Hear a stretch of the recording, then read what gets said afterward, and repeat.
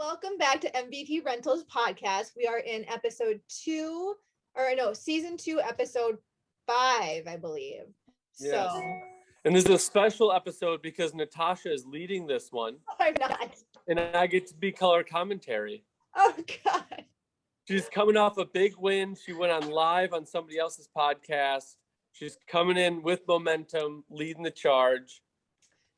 Oh my goodness. Well, I guess I'm gonna do the question that Marcus always asks, and that is, how did you get here? What's your background? What's your story? Like, give us the 411 on what makes Jennifer Jennifer. Dear Lord. Okay, and you're asking me this, and my mom is here. Okay. So, long story short, I will try to make this short. My dad traveled as a kid, so he was never home, and it was always me and my mom and my brothers. And then when I met my husband, he was in the military. So guess what?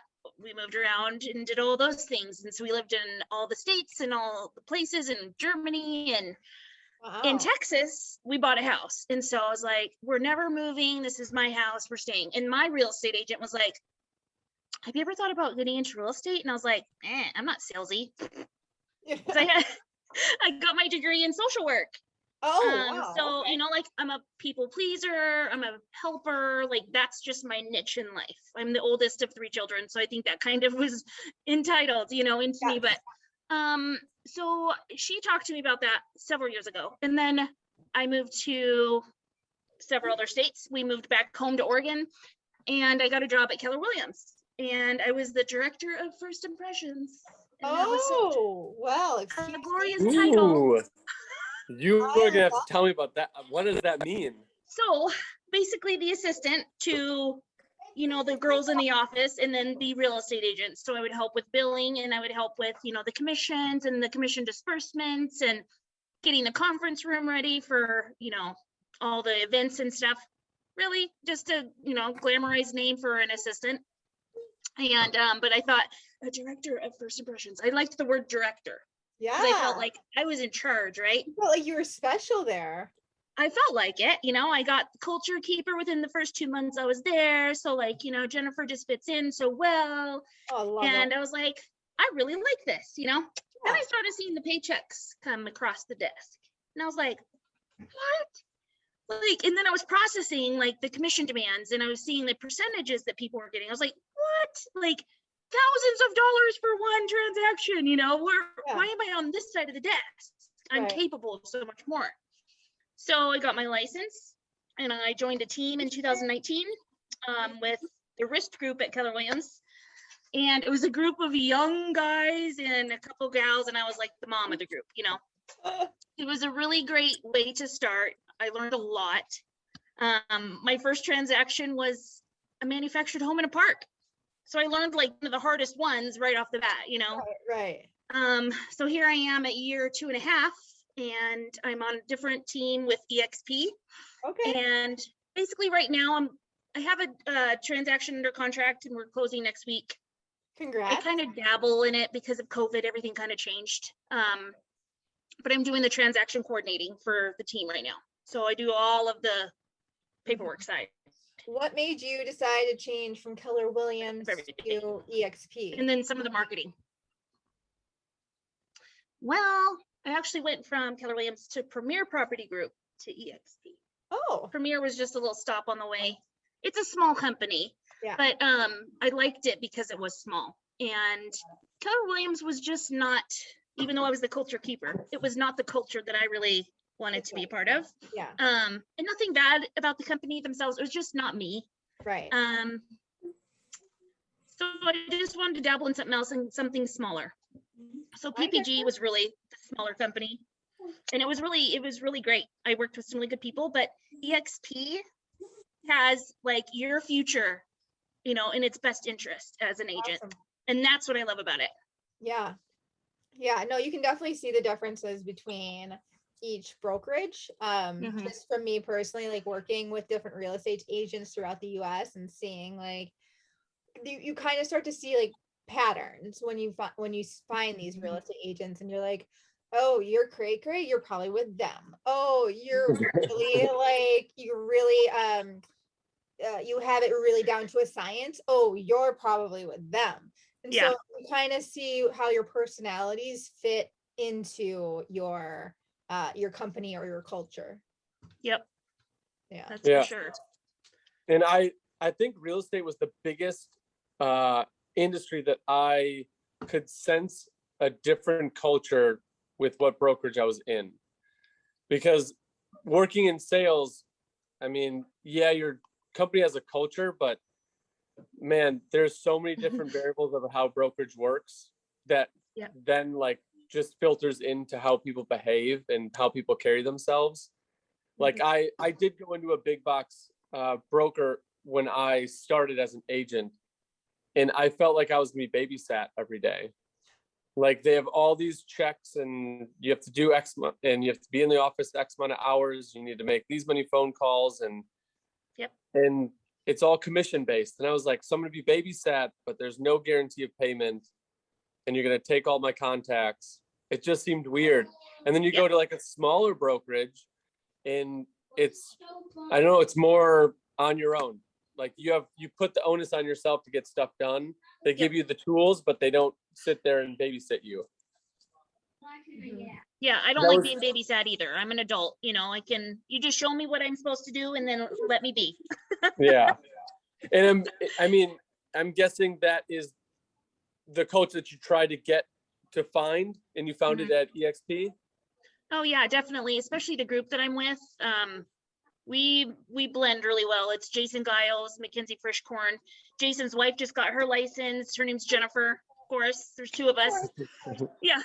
And then there's a couple others. Yeah, just because it makes it complicated. I'm Jen and she's Jennifer. I'm like, so you're not talking to me? It's hard. I'm like, who are you talking to? Yeah. But we just get along. Jason is the funniest guy. He's awesome. That's so cool.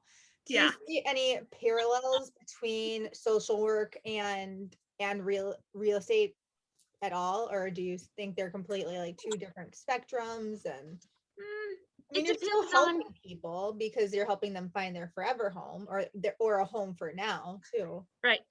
Well, I think there's definitely a lot of parallels because of the nurturing part of, some people need to be nurtured. Some don't need you. So they just want to, sign on the line and go. But a lot of them, like the clients I'm closing with this week, it's been almost 2 years because of COVID. And I've stuck through them with almost getting divorced last year. And they called me up and was crying. Like it was dramatic. And then we finally got under contract in April and they cried because I found the house. I just called them. I said, hey, trust me on this one. Let's go look at it. And they literally cried and said, this is my dream home. Then that one didn't pan out. So there's all this constant, it's just because the sellers couldn't find their replacement home and they're in their 70s. Like it takes forever. And my people are like, we're missing out, And the prices out in Oregon are not inexpensive either. They are climbing. Yes, I do. Oh my God, they are climbing every day. And to find anything under even 200 or 300. I mean, to look under 300, it's like, where? And it's like a 2-bedroom, maybe. Yeah. So we just got under contract for $330,000 on a 3-bedroom, 2-bath, 1,200 square foot, perfect, North Albany. Oh, nice. Okay, perfect. That's great. House, and appraisal came in at value, and we're closing next week. And I'm like, hallelujah! I saw that post on awesome. your Facebook page. I was so excited for you. That's funny. Because this is the third house. Oh my God. The third house that we've been under contract on since October because people are just shady in this industry sometimes. And I don't mean to talk bad about anybody, but some people are only in it for the money. And that's where my social work heart comes out. And I'm like, this isn't about the money. It's about the people getting into what they really feel like is their forever, or, they just need to be acknowledged and understood. Or their home for now. Whether it's their forever home or not, it's someplace that they need to be and they need to call it home. And it's so much different than living in a house versus it being your home. Because I'm going to rent out my house for the next 10 years and it'll be somebody's house and they can call it, but it's not going to be their forever home or Right. But I hope to make it a home enough for them that they'll want to stay there for, 6, Yeah, 7, gosh, 8, if you've 9 got years. yeah.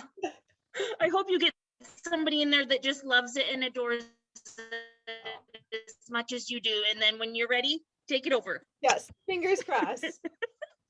I'll stalk them for you. Yes. I love having a friend out there, Marcus. I can always call her and be like, can you just go drive by real quick? They always say if you're going to invest long distance, have one friend out there that can stop by. I know. Well, I do. I'm going to be out there in a month, and I'm like, we need to get coffee. Yep. That's awesome. So you are enjoying the agent side.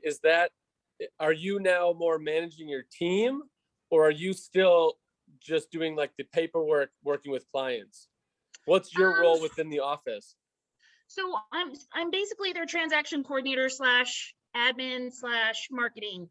So I do the Facebook posts for the team, and I do all the paperwork side after they get the accepted offer. I create the files in SkySlope, and then I send an email to the buyers and sellers, and I'm kind of the point of contact in between. Yeah. You're the and important that's just piece. where I fit. Yeah. You're and the I fit important really piece. well. Yeah. It can be the unimportant piece sometimes, because I'm like, you got to tell me what's going on, guys.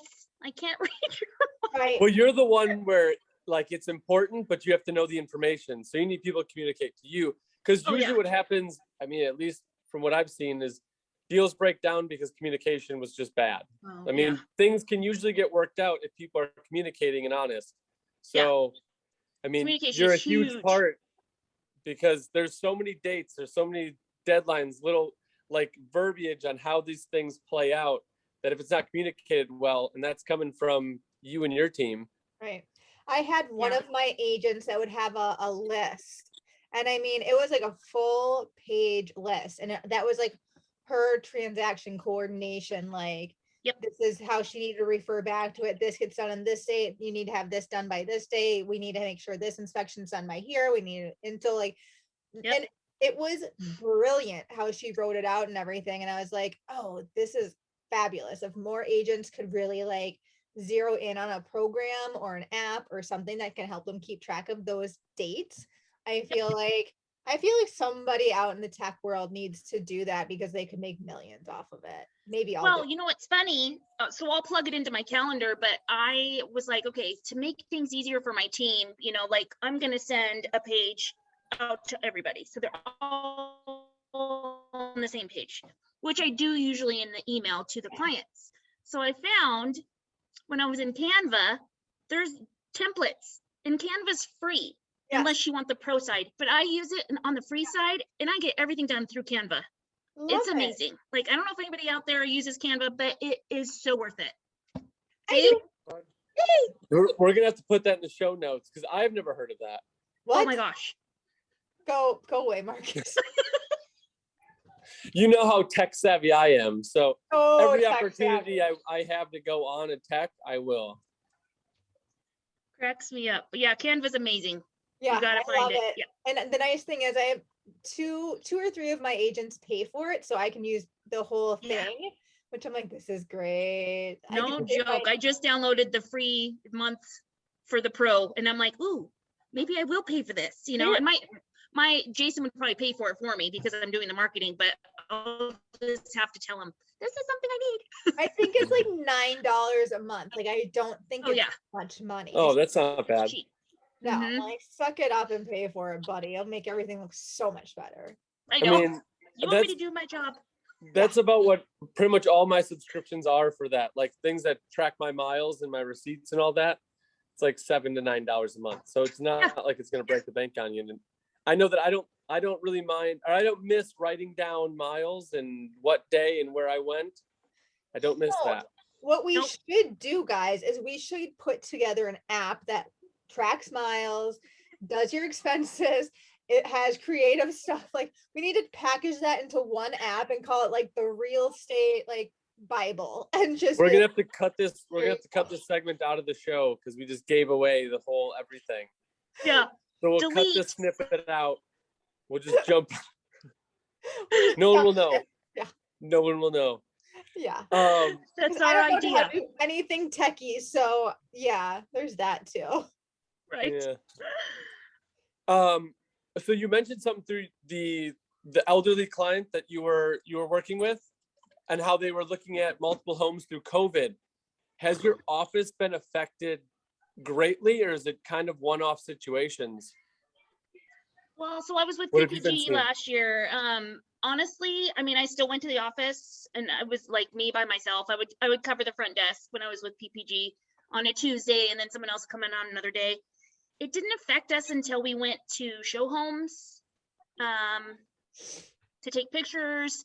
Everything kind of started becoming just virtual. So one person would go out and, you know, record a video and the pictures and everything and just upload it. And it's like, this is what we have for now. And then open houses were kind of nixed. We couldn't do open houses for a long time. And then we could, and it's like, don't forget to sanitize and take your shoes off. And it was a mess. So it wasn't great, but I also wasn't super busy during that time. I was like behind the scenes, you know, doing paperwork. So it was easy for me, but yeah. I have a question for you, Jennifer.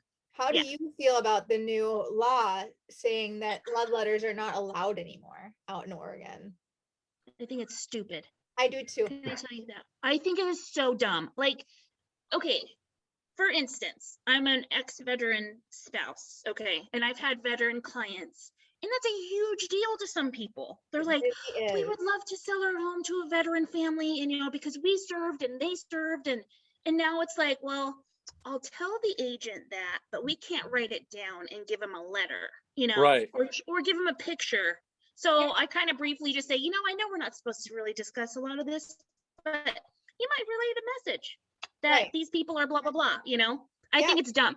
Because we were one of the last couples that was able to submit a love letter in Oregon. And our agent came back to us and said, well, you got the house because of the letter. And I was like, second time now. So I like swear by my letters, because if people don't know your background, if they don't know your story, if they don't know the reason why you're buying the house, you know, sometimes that means a lot to people. I mean, it would mean a lot to me if another single mother came into my house here and wanted to buy it versus, I don't know, just a single dude. Like, you know what I mean? Like, hey, what's wrong with dudes? I mean, it's one thing when you have kids. I just want like a single family. Like, I came here with my son by myself and didn't have anybody. And if I can pay it forward-ish by doing the same thing to another family, I would love to. Yeah. I just don't get, so if I'm going to sell you my car and you write me a letter about how you really need a car and how you've always wanted this car, the state of Oregon is basically saying, like, don't take that into effect. If that person needs a car, he'll give you the right price, but you can't like tell him your life story about why he needs a car to get to work, to feed his family. That's just uncalled for. Yeah. It doesn't go in any other industry, but apparently homes, you can't do it. That's right. One of the biggest purchases of your whole life is a home. Yeah. Because and you can't tell them anything.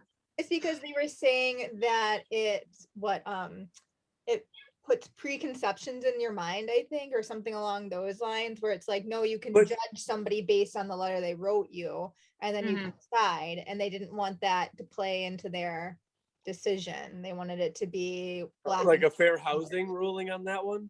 Something kind of like that, yes. I think it's under the fair housing. Let's just redact anything that could be in fair housing. Yeah. We'll just redact everything and you'll just get like random sentences. So yeah. But the reason I like the letter is effort. I like effort. If I had 5 offers and 2 people wrote me a letter, those 2 people that took the extra time to write a letter to tell me their background are probably the 2 people that'll go through with the transaction and follow this through. Yeah, they put the grit, you know, they got the skin in the game. Exactly. Yeah. Exactly. Yep. So I think that's the stupidest law I've ever heard of. I think they're trying to overturn it now, though, too. So I haven't really talked to them, to my team about that stuff in a while, but I just remember Jason telling us, okay, guys, no more as of whatever date it was. And I was like, that is so stupid. But, you know, we were up against, gosh, was it January? We were up against 23 other offers on this one house. And I thought, what's the stinking point of writing a letter? Are they really going to read it? But we did it anyways, you know, we still didn't get it. But I mean, I don't know. Yeah. Everything in this country is 23 other offers. What was the list price on that one? Do you remember? 310, 330. Okay. It wasn't, but that's the price range around here that's really competitive, between like 295 and like 400.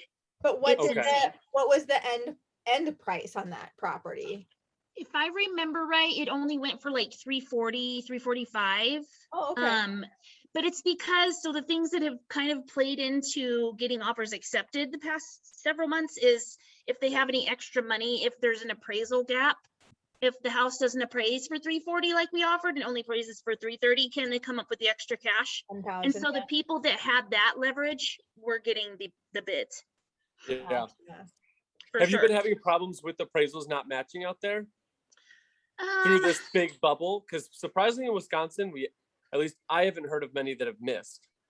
So yeah, when I was working in mortgage for a little tiny bit, and there was a few that came in like under value, but they had to fix a couple things in order to make it at value, which was normal.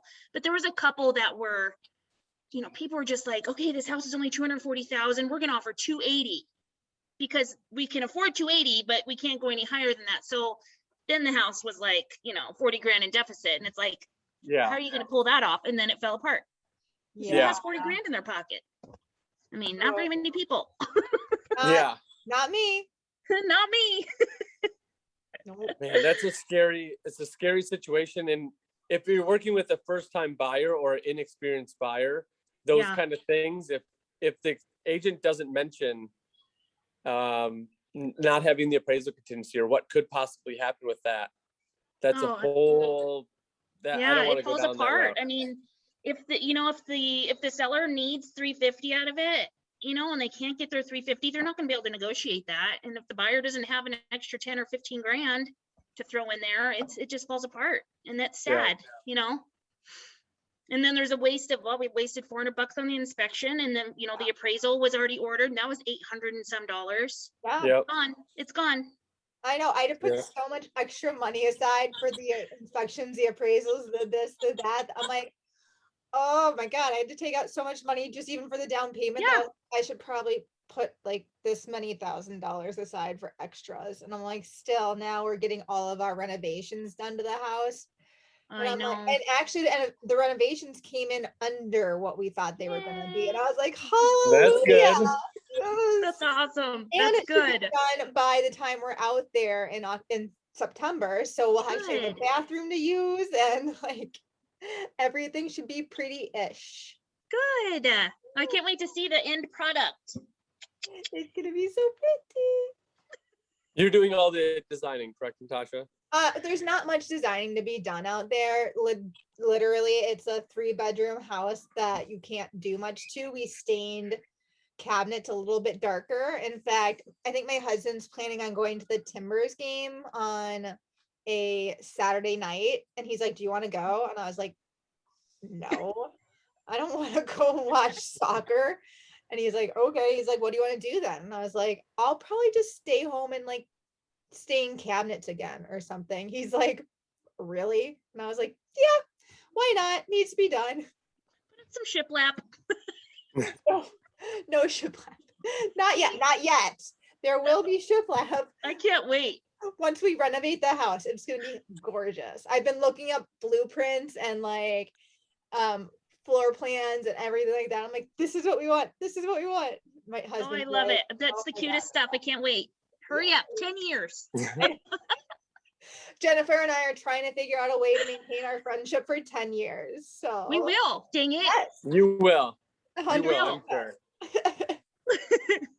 Are you in the same area where she just bought too? Like super close? Yeah. That's so awesome. I'm like 5 minutes down the road. So you've got your built-in friend when you move there. She's got her built-in like, what do we call me? I can be the spectator and the nosy neighbor. You're right. I'm taking a breath of fresh air because I know when you leave Wisconsin, the investing in the real estate's not gonna stop with you because Jennifer's gonna take over and keep beating it into your head, and it's never gonna stop. No, I cannot buy another house. I will lose my mind. It's like you can't buy another house yet. It's like with my kids, one and done, Marcus. One and done. That's what you think. Just think of it like not like kids, like a dog. Oh God. There's never too many. Because then I would have 5 of them. My one dog is dead asleep on the floor behind me. My other dog is dead asleep in the living room. I tried to get her to come in here and she's like, lift her heads up. And she's like, no. They are more like dogs. Your house sits there, your dog sits there. Every once in a while, you got to get up, you got to take it, you got to give it some love, you got to take it out, go to the bathroom, you got to feed it, do some maintenance. House out to go to the bathroom. Put it. No, I'm saying like the you taking your dog out is like caring for it. You going over the property and staying in the cabinets is caring for it. Got it. Same thing. It's all about good analogies here. It makes sense. Picking up that analogy right there, but okay, I got it. You're not picking it up. Let me go on. Let me explain further. Okay. Who knew Friday nights could be so much fun? And we haven't even started drinking. Because this is fun. Yes. Be back in 3 weeks. Okay. So houses are like dogs. We got that, right? Yeah. Got it. Oh, isn't it in 3 weeks, Jennifer, that they have the UFO Festival out in Oregon or out in McMinnville? They're doing it in 3 weeks this year. Normally it's in July, but it's in 3 weeks this year. I don't know. Yep. Isn't that horrible? It's the I don't know anything about McMinnville. It's the 24th, 25th, and they do this giant UFO festival because wasn't it the first documented sighting of a UFO? Supposedly. Supposedly. So now they do this big thing where everybody wears like tinfoil on their heads and they have a parade. It's like Marcus, it's like the Wizard of Oz here in Oconomowoc. Yeah. But they do it with aliens out in McMinnville. I remember you telling me that on the show where you were out in Portland, you were telling me about the UFO thing. And obviously like that whole world is crazy fascinating to me. It's so I want to see pictures. I want to see videos. You can bring back any like UFO, like pieces of a UFO that they have there. You bring back. Oh my word. I will bring you back a souvenir, Marcus. That I will promise you. That's for sure. We can accomplish that for sure. If they have an extra like aluminum hat that you can bring back, I'll wear that here. Love it. I know. Last time I was out there, Jennifer, I brought home a little metal llama for my son, and he was over the moon excited. He still has it sitting on his desk, so it's looking at him, and he like pets the llama, and oh my word, interesting 9-year-old, right? Yeah, I remember you took a picture on your way to the airport with it, right? I did, because I was crying as I was leaving my house, and so Jason's like, do you want to stop and get some souvenirs? And I was like, oh yes. So I love it. You're so cute. So when Jennifer was out there, she actually was looking at my house as a potential rental property. It ended up not panning out for the two of us, but it was fun to have her come through, take a look, especially as a real estate agent on her own, to be like, is this worth renting, or like what are your thoughts on it as a rental property? So that was my 2 cents. Yeah, and I'll keep that off the podcast, but those are the only 2 things. Yeah, that's it. And unfortunately I just can't get changed right yet, but I mean, you better hurry up. Maybe next year, Jennifer. Maybe next year. That's a big expense. Yes, that's a big expense, and I totally get it. But we were both like, oh, that's not gonna work. That's okay too, because it's always the right spot for somebody. It just might not be the right spot for you yet. But as life continues, and as we start to gain more reserve funds to make the improvements that we need to make, and then we can start to offer better. Yeah, and then you buy another house. No. Marcus said he was gonna foot the bill, so yes. Hey, if you want to syndicate a deal, I'm in. We can all pull together. I can make it work. Let's I've got no problem. I've got no problem with that. Especially if it gets you back in the game. Oh God. So I say I technically have my real estate license, Jennifer. Yes, I just don't choose to use it. What the heck? I know. Well, I know. I got licensed when, so Marcus and I worked together at another brokerage when I first was starting out in the world. And so our broker there kind of put a carrot on a stick and said, hey, if you get your license, I'll A, give you a raise, and B, you have the potential to make commissions based off of the marketing collateral you make for me. And I said, all right. So I cracked open the books. I got my real estate license within a month.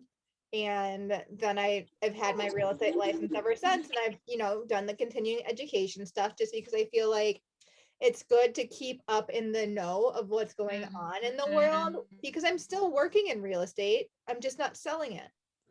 So yeah, it can't hurt. Oh yeah. Right. Well, and you don't want that to... Yeah. So one of these days, maybe I'll use it. I almost got a chance to use it when I sold my dad's house, but we just ended up doing that with lawyers. So yeah. Gotcha. Which at that point, like, they're already kind of there to help you. Yeah. So I think you chose right on that one. Yeah, it was fine. It was like a wham bam thank you ma'am deal where they wanted to be in within a month, or within, I think it was like 3 weeks. And I was like, yeah, here, yep, it's yours. Yeah, just somebody take care of it, and you'll get it. You'll get a chance to use it. Says you. Maybe I'll coerce you. Maybe, we'll see. I'll work on her, Marcus. Jennifer, keep working. Keep working. I was working for years to get her into like buying a property and investing in it. It finally worked. So good. Keep working. You got 10 years. 10 years to get. Keep working. You know how old I'll be in 10 years? Oh my heck. Same age. I'll be 10 years older too. So who's... Yeah, but you're young. I might be in my walker by then. Come on. From what I know, women, they're born, they go to 21, and then they're 21 until they're 30, and then they're 30 forever. Oh, I know. So I'm 30? I'm 27. Yep. I'm 27. Oh, that's right.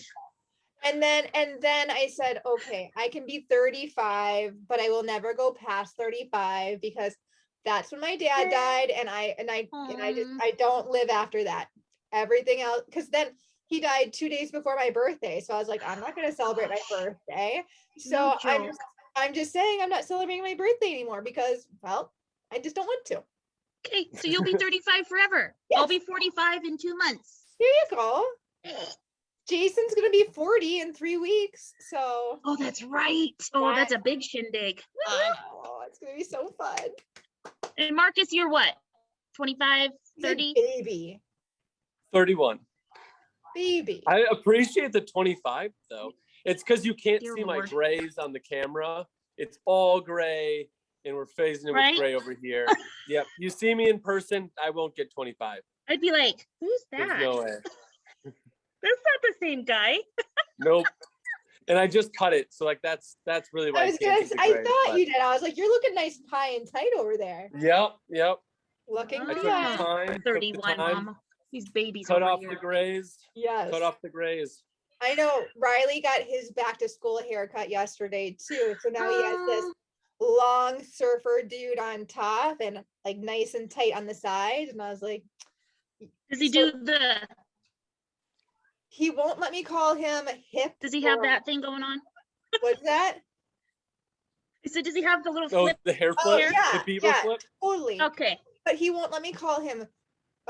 The only thing he'll let me call him is cool. I can't say tubular. I can't say awesome. I can't say rad. I can't say. There's like a whole laundry list of things that I am not allowed to say. It's because those words were only cool when we were kids. Apparently, but I was trying to be like, they don't exist anymore. I was trying to think of the cool words that they use now, and he was like, "No, Mom, no." I don't even know what they are. Yeah, I don't know.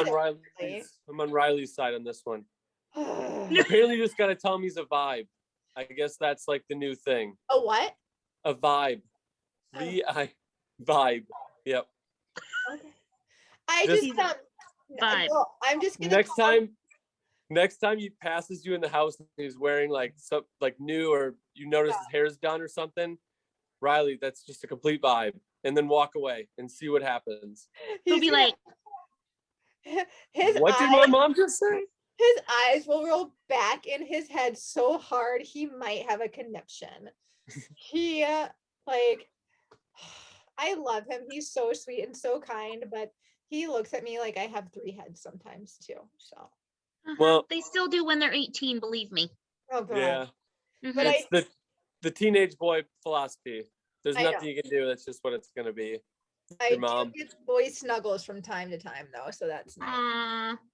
Yeah. So what's the coolest property you've seen out there so far? Probably the historic home that we were under contract on in October, and yeah, that whole thing just fell apart. But it was, we found things in the basement, and I mean the basement had its own smell, but there were some really cool things that we found. And then like we went through the whole inspection with our inspector, and he was like, this house is really cool. And we're like, I know, right? But when he said that, it was like, whoa, there must be something, even more spectacular about this house that we haven't seen. But like, just, it was built in 1852? Wow. Downtown Albany. Holy cow. Historic downtown Albany, yeah. And we had it under contract for $250,000 with the rehab loan, and we only needed like 40 grand. And the seller's agent was not nice. Oh. Let me tell you. Whoa. Pulled the plug on us 2 days prior to close because she wouldn't let her client extend. You know what? I had something like that happen with us too.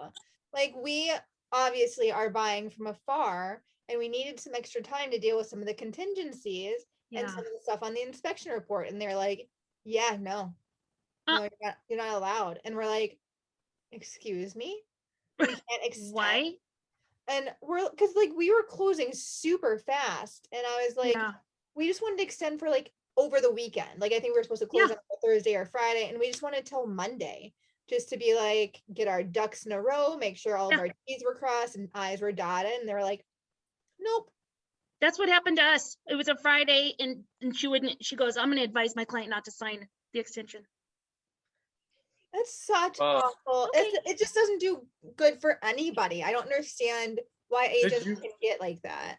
Did you two get a chance to ask the other agent why?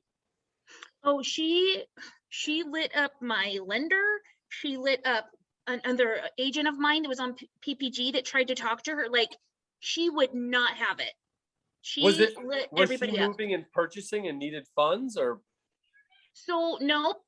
So the seller's agent ended up double ending the deal. She got a buyer with cash who wasn't represented. So I think that was her motivation. Oh. But the seller was a trustee. And really? She didn't know what to do. And she goes, I'm not allowed to talk to anybody. My client or my agent told me I can't talk to anybody. It's like, that's not how agents are supposed to work, dude. Yeah. Not cool. Wow. Yeah. It was really shady. And this agent's been around a long time. Wow. I have no idea about mine. All I know is who I was buying it from. Actually, my lender knew the person, which was really weird. But people know everybody in like McNeil, I feel like. Where we live, it's small. It's like incestual. But she was an older lady. It sounds like she was renting the house out previously. And I think she just wanted to be done. I think she just wanted to clean her hands of it and just, because I think she and her husband have lived there for a while. It sounds like her husband passed away. She was renting it out. And I think she just wanted to probably move and be done. So I think that's but when you're at the end of the road there, like, just finish. Why would you want to start over? That whole process starts over again. Right. And you know what they didn't do that they had to do? You want to completely lose 30 to 60 days for two. Like, we're asking for 2 days, but you're like, nope, we're going to do another 30. And you know what they didn't end up doing in our house that they were supposed to do? I'll see if you remember, Jennifer. Uh-oh. Do you remember what they didn't do in our house? I can't remember. I know you told me. Fire the fire things above. Oh, fire smoke detectors. Yeah. Smoke detectors. That's by law. They have to have those in there. Yeah.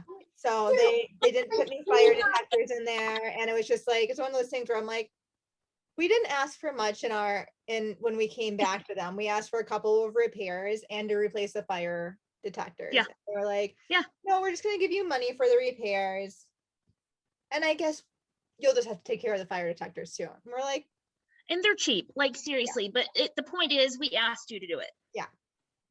So this story on this one that we finally are closing on. So like I told you, this is our third try here. Yes. I mean, after writing several offers, probably 18 offers this year. The seller passed away, and she willed the house to Safe Haven Humane Society. So not only is this is the most simple deal, because these people are like, we didn't need the money. It just was donated to us. So whatever we get out of it is fine. So we're getting a piano and a bunch of furniture that is in the garage. The piano is gorgeous for $200. Wow. My buyers go, see if they'll take it for $200. I said, my clients would like to offer you $200. And they just said, that's great. What? Awesome. I know. Wow. So third time's the charm, right? Right. Yeah. I always say it. And it's working every time. That's awesome. Super excited. Well, I'm hoping everything works out with it, because it's not closed yet. So hopefully this goes through. You're gonna have to keep Natasha updated with, oh my gosh, with how this goes. She'll know. And then I want to see some pictures of the schoolhouse. Yeah. It's just like a simple, cute little house. It's the perfect first home. There was nothing wrong with it. The inspection came back with like a little leak from the bathtub in the hallway or whatever. And my friend was like, he's a plumber, Jericho. He's a plumber. And he goes, I wouldn't even worry about it. He goes, that's because we live in Oregon and there's condensation and all these other things. And he goes, I wouldn't even worry about it. There's moisture in Oregon? No, not in Oregon. What did I say that? Yeah. Not yet. No, not yet. It's been so dry here. I'm like, do I live in Oregon still? Because it doesn't feel like it. Yeah. It's so dry. Yeah, it's still smoky here. I'm in Bend. Oh, and the other morning, 2 nights ago, I woke up in the middle of the night and I was like, oh my gosh, what is that smell? I thought the house was burning down. And it's the forest fires are still circulating. So the air is really thick. Yeah. So my girlfriend's out there. I think she's been out there for a week or two on the coast.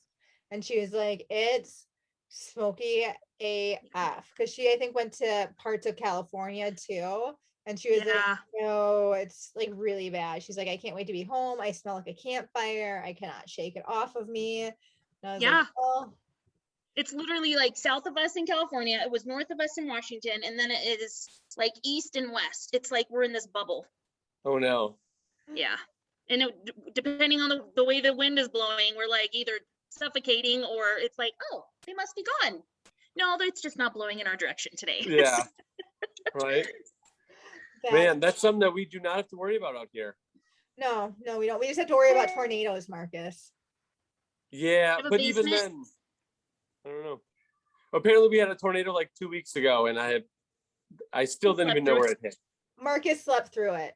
Slept through it all. Meanwhile, I'm in my closet that's about this wide with myself, my big husband, my 9-year-old, and our 2 dogs that are 65 pounds apiece. So we're shoved in there like sardines, and Marcus is just laying in his bed, lounging around like, no worries. We did have all the boys woke up, so everyone was in our bed, so we were safe that way. But we definitely did not go into the basement. The dogs were at the foot of the bed. He didn't even go down to a lower level. He was up on the top level of his house. That's a no-no. Not worried. Auntie M. Yes. And see, I don't have a basement in my house. We have a crawl space. So I didn't even have a space to go to. We had an interior closet in my kids' room. And he was pissed. He was so mad at me. He's like, can't I just go back to bed or play Roblox, Mom? Yeah, he's like, what is happening? This is dumb. No, you can go talk to your girlfriend on Roblox though, Riley. Ooh. Yeah. You got to keep me posted on that story, sister. I will. Holy cow. Oh, kids grow up so fast. Scary. I know. Right. So Natasha, one we are coming up on an final hour. question. Yes, I have one. I get to final ask question. it. Oh, I get yes. to ask it as co-host. So, Jennifer. Yes. You do a lot of paperwork behind the scenes stuff, but what have you done DIY either in your projects or in somebody else's? And I'll even allow it because you've seen cool houses, some houses you've seen that have had cool DIYs. Is there anything in like the past X amount of years that you have seen or done DIY projects? Even in Texas. Even in Texas. So no, are you talking about my patio? Oh, I don't know. Am I? Remember No. Okay. So you knew what her answer was. I've seen some stuff. I have seen some stuff that I'm like, I hope to God that they didn't do that themselves. Well, speaking of one house in Albany, I showed my clients and we were like, this is such a great house. It was like built in 1920, super cute. And then we went outside and we're looking in the backyard and then like the add-on section of the house, the siding is just like barely hanging on. And I'm like, did you not notice that before you listed it? Do you think people aren't going to see that? Oh, I was like, duh. But my favorite DIY that I've ever done, I did a lot on my house because my husband was deployed and I was just busy. Yes. So, but when he came back, we actually put, because our patio, standard patio in a new house is pretty small. So we actually extended our patio with little pavers and they were not quite the shape of Texas, even though they sell that shape. They were really cool, like, I don't even know what you call them. Just that irregular shaped terracotta color. Okay. And so we filled in and we stamped the ground with the thing and just leveled it out and put some pea gravel in there in between. It was so cute. And then we ended up putting our little pool on it for the kids.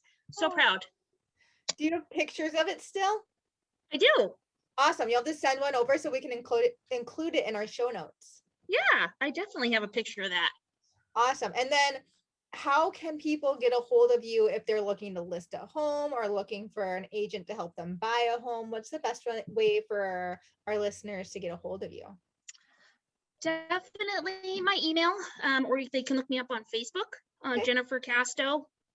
And I don't know if they can see my face, but I'm listed in Albany, Oregon with eXp Realty. And my email is jennifer.casto@exprealty.com. Awesome. Awesome. Well, thank you so much for spending your afternoon with us. We had of course so much fun. I cannot wait loved it. And see you again. Marcus, you're not invited. Sorry. Aww. Thank you. I appreciate it. I Unless you're appreciate the investing. invitation, but I'll have to decline. Oregon is beautiful, Marcus. You need to come to Oregon at least once.